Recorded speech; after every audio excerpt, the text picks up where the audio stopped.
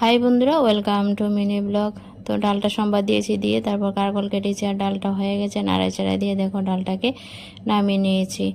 আর কারকলগুলি এখানে দেখো লবণ হলুদ মেখে বসিয়ে দিলাম ভাজা করতে। তো ভাজা হয়ে গেছে। তারপর এখানে 5 মিশালি সবজি কেটে নিয়েছি। নিরামিষ একটা 5 মিশালি সবজি করব। এই তো শুকনো লঙ্কা তেজপাতা ফোড়ন দিয়ে সবজিগুলো দিয়ে লবণ কাঁচা লঙ্কা দিয়ে নাড়াচাড়া দিয়ে নিচ্ছি। তারপর পরিমাণ মতো হলুদ লঙ্কা গুঁড়ো জিরে গুঁড়ো ধনে গুঁড়ো দিয়ে ঢাকা দিয়ে দিলাম। ঢাকা তুলে নাড়াচাড়া দিয়ে কিছুক্ষণ সবজিটাকে ভেজে নিলাম। ভাজা হয়ে গেছে, দিয়ে দিলাম সিদ্ধ করা এই যে সিমের বিচি দিয়ে জাস্ট আজ দেখো 5 মিশালি সবজিটা রান্না করছি। বেশ ভালো হয়েছে খেতে। নিরামিষ দিনে এরকম একটা 5 মিশালি সবজি রান্না করে খাওয়াই যায়। তো থ্যাংক ইউ বন্ধুরা আমার ভিডিওগুলি দেখে আমাকে সাপোর্ট করার জন্য। তো বন্ধুরা আজকের ভিডিওটা কেমন লাগলো অবশ্যই কমেন্টে জানাতে ভুলো না।